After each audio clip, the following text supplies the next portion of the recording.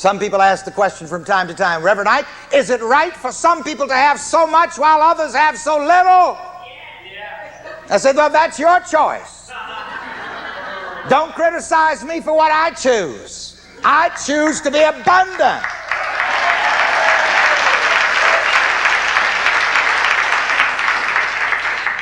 And, they used to say to me, well, why do you have so many Rolls Royces? I said, well, they're making them. Somebody's got to have them.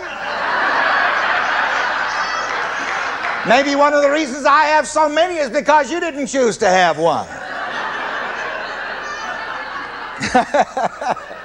But even so, whatever we choose, the universe will produce.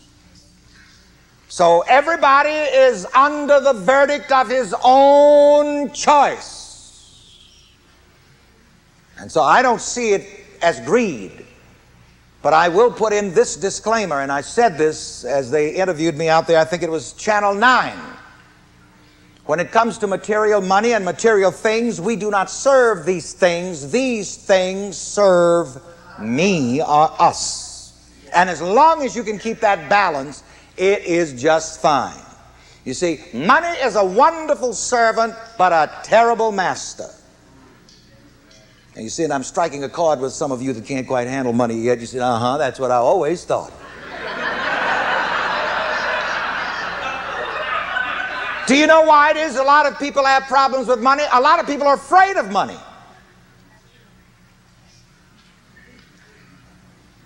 Write that question on your notes for you to deal with. Am I afraid of money?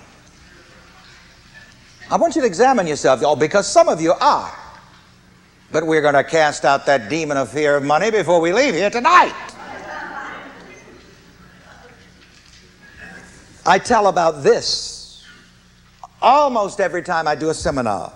In Boston many years ago, when I was a more flamboyant evangelist doing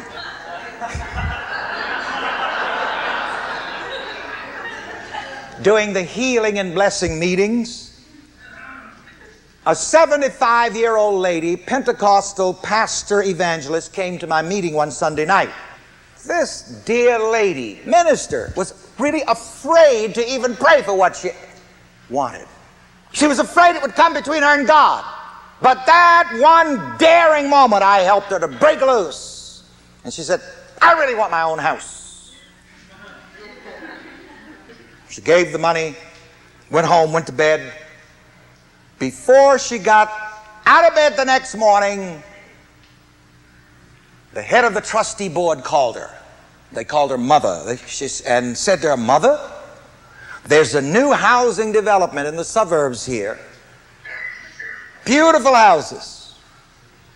And I and the trustees had an informal meeting, and we were talking to the members, and we have decided that we're going to buy you a brand new house in that new development. And we want you to get up. We're going to come and get you and take you out there and let you pick the one that you want. Before sundown that very day, the next day after the night when she risked praying for what she wanted, after many years of suffering without it, before the sun went down, she had her own house. And invited me out there. I used to go out to see her when I was stationed in Boston back in the 60s.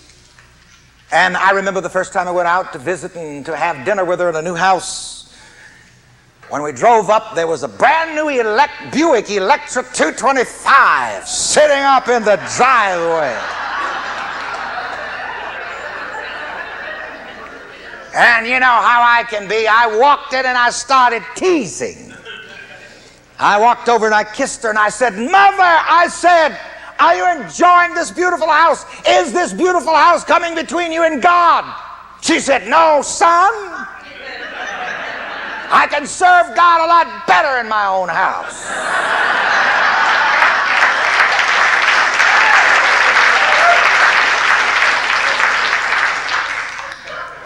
People say to me, Reverend Ike, all the stuff that you've got, does it come between you and God? I said, no. Do you realize how well you can praise God sitting in the back of a Rolls Royce Phantom 5? I sit in the back of one of those Phantom 5s going down the road, just praising God. Oh, how I love Jesus.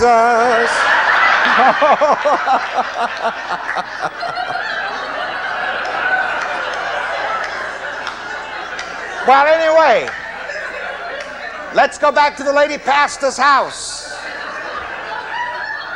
I said, Mother, I saw a brand new Buick 225 sitting in a driveway out there. I says, whose is that? She said, well, son, when you taught me how to ask for the house.